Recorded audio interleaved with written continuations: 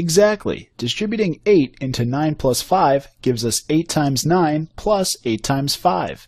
And you can double check to make sure these two expressions are equal. Now remember that when you're multiplying numbers, the order doesn't matter. So let's flip the order on the left side, giving us 9 plus 5 times 8.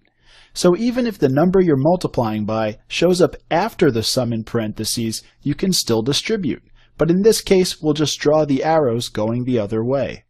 Next, let's see if distribution still works when we're subtracting numbers inside the parentheses. So let's look at 3 times 7 minus 2. 7 minus 2 is 5, times 3 is 15. So this expression equals 15. If we evaluate this with dots, we can start with 7 and then subtract 2. And then we have 3 groups of these dots. So the total number of remaining dots, after we removed these dots over here, is 3 times 5, or 15.